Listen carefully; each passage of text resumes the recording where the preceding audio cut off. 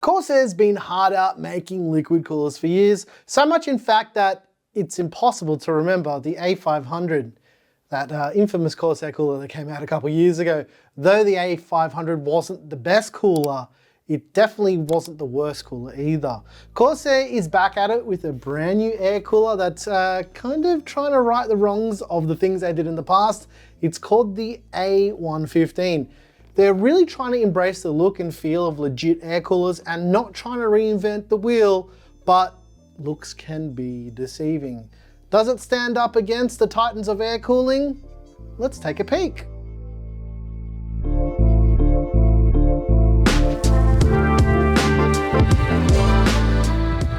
The design of the A115 is reminiscent of many other air coolers that we see out there on the market. It's a bit of a departure for Corsair because they typically try to do things in the most Corsair way possible. It's good to see them embrace some practicality. It uses a mostly symmetrical design with 6 heat pipes that allow heat to be transferred to the 2 large fin stacks. The A115 comes with 2 140mm fans that can be easily adjusted on a sliding rail system. This allows for easy adjustment for things like RAM and VRM heatsink clearance. We'll come back to that a bit later as well. Not every RAM and motherboard combo is the same, so it's good to see that there is an easy and elegant way to adjust the fans. This is kind of where the maximum height for this cooler can be thrown all the way out of whack because the fans are super adjustable in a way that we don't typically see with air coolers. The official height from Corsair is about 165mm, but on our test bench, we had to adjust that well above that limit because of the VRM heatsinks on this MSI board, which made it exceed that by about 15mm. This is something to definitely take into consideration if you're looking at the A115, but your clearances may vary depending on all your hardware. So yeah, like I said, no two systems are the same. Usually with a new air cooler like this one, we'd make a separate installation video and we'd try and make it as easy as possible for you guys. But the truth is, the A115 is one of the easiest coolers to install ever, full stop, period. Corsair has their own installation video that shows you how to install the A115 in about 2 minutes. For new builders, this video from Corsair is pretty good. For experienced builders, you won't need it. Everything is labeled in its own little paper bag, making locating all of the mounting hardware ridiculously easy. I can see why they didn't have an installation guide, but they should have included one just in case. It's a bit weird, but you know, it is what it is. For experienced builders, this is going to be a breeze. Speaking of, Intel and AMD installations are very similar. The only difference is you need to use the included backplate when you do an Intel installation, but mostly everything is about the same. The labels on the little bags will steer you in the right direction, and I would even go as far as saying that there's too many labels because there's too many bags, but it does make it easy to separate everything out. The A115 really doubled down on trying to make this as easy as possible. Let me show the installation of the mounting hardware for both AM5 and LGA 1700 right now, just to show you how easy this is to do. It should take a maximum of around about 5 minutes for each of these, and honestly, it's just not worth doing a separate video on installing this cooler. All right. Boring stuff aside, let's get into some more boring stuff. You want to know how this performs, right? Well, the test we ran on our open air test bench with the Intel Core i9-13900K on an MSI MEG Z790 Ace Max. The reason why we use the 13900K is because we've recorded a bunch of comparable data from other air coolers with the 13900K over the last few months. Also, if we want to test coolers properly, we need to make them hot. And the 13900K makes coolers hot. We also set the 13900K to stock clocks for the purpose of establishing a consistent baseline. We also use the same thermal compound for all the other coolers in the results here. As for the A115, we used the pre-applied thermal paste, but our motherboard died, which is a whole nother thing. So we actually switched the MSI board, and then I used the thermal compound when we cleaned it up. So all the results we found were within a margin of error with the pre-applied stuff and the thermal compound. So it's all the same really. As for the fan speeds, we set them using the performance fan curve, and that just helps us remove any potential differences anyway. Now I know someone will ask about how this performs acoustically. The A115 at 100% fan speed was relatively quiet, and if it's too loud for you, turn up your headphones and vibe out, guys. That's what you should do. Our ambient temperature is set to 18 degrees here in our climate control environment. The temperatures recorded were the core temperatures and the CPU package temperatures. We've also recorded the max boost clocks as well. Let's start off with the core temperatures. These over time are traditionally lower than the package temperatures, and these ones I think are pretty interesting. All the coolers were run with their stock setup using 2 fans. There's no single fan results here. At idle, we recorded both average and maximum temperatures, and it's pretty clear that with all of these configurations, they're pretty close in performance. The outlier is the A115 with the max temperature being higher, but ultimately, this is not a metric that you should be worrying about at all. The next metrics are the ones you should be more concerned with, or rather, more interested in. At full load, we see the largest differences so far. While we didn't record any thermal throttling, it was pretty interesting to see that the Corsair A115 only be a single degree warmer on average, and the max temperature was only 2 degrees warmer than the Noctua NH-D15. So already we're off to a good start. When we look at the CPU package temperatures, this is a little bit different because this is the temperature across the whole IHS of the CPU.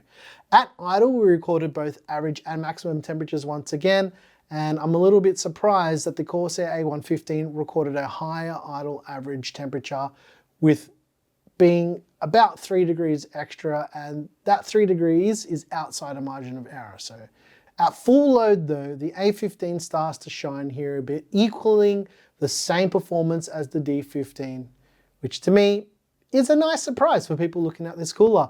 The max temp tells us a bit of a different story, with the A15 causing the 13900K to be pinned at 100 degrees for maximum temperatures, but that is also kind of on the cusp of thermal throttling territory, but it didn't thermal throttle. This is where this gets interesting once again. For boost clocks, I recorded the max boost clock for the Corsair A115 as compared to the boost clocks recorded with the other 2 coolers, and we're seeing the A115 boosting all the way up to 5500 megahertz. These are the same boost clocks that we saw with the Cooler Master cooler and the Noctua cooler. For a little bit of context here, this might make a little bit more sense for you guys, but the 13900K on paper has a max boost and turbo frequency between 5700 and 5800 megahertz respectively.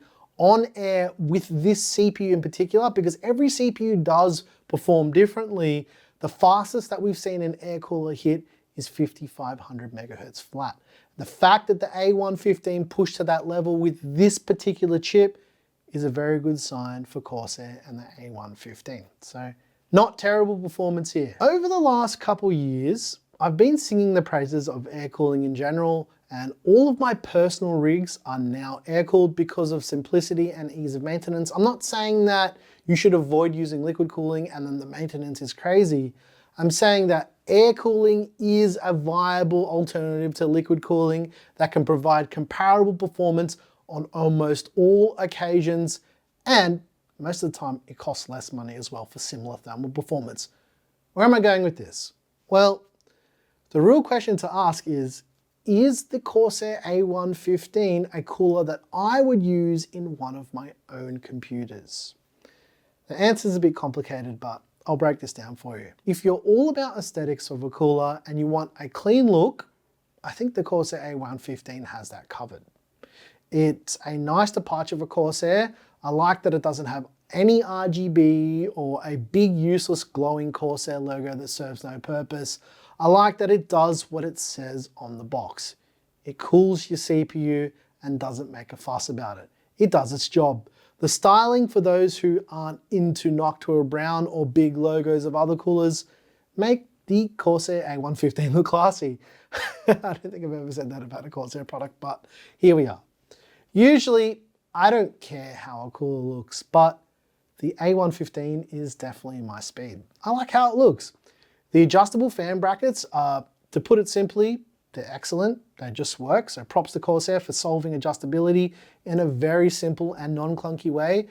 What's not adjustable is the offset of the A115 for AM5 sockets. Noctua has shown that when you apply a 7mm offset to the mounting, you improve the thermal performance considerably. While I didn't test with AM5, I think it's important for Corsair to take those things into account because they have a lot of AM5 users. If Corsair made a bracket upgrade kit or an option in a revision to the A115, I think that would show that Corsair cares about their AM5 users. The bottom line is Corsair finally made a good air cooler. The only issue I have with the A115 is, where the f is the thermal paste? Why is there no spare thermal paste? I mean, Corsair was more afraid that I was going to trash the cooler for its performance, but the only problem I really have with the cooler is a missing tube of thermal paste. Honestly, if you're paying Noctua money for a cooler, the least you can do is include some thermal paste. Come on, Corsair, what's going on here? It seems like a weird oversight to save some money, but given something like the D15 comes with the tube of NTH1, which is some of the best thermal compound, I'd say that the D15 actually provides better value because it comes with thermal paste. If you don't care about thermal paste and you're happy to use your own, then I suppose that's a non-issue, but come on, if you make a mistake or have to remount it, like, to have some spare is nice, right? Thermal paste aside, that's not to say that I wouldn't use the A115 on my own computers. It's just depending on the motherboard that you choose with this, especially with the size of the VRM heatsink, like on this MSI board that I use for testing. I was using an ASRock board, but it died. I don't know why it died, but here we are. If you're interested in the Corsair A115, it's going for around about $100 US or around about 169 Aussie dollars at the time of filming. Let us know in the comments what you think about the A115. I don't hate this cooler at all. I think Corsair did a decent job for once, especially with the air coolers.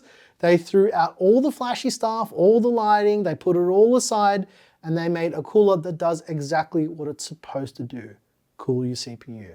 Corsair, stay on this trajectory and keep making good air coolers.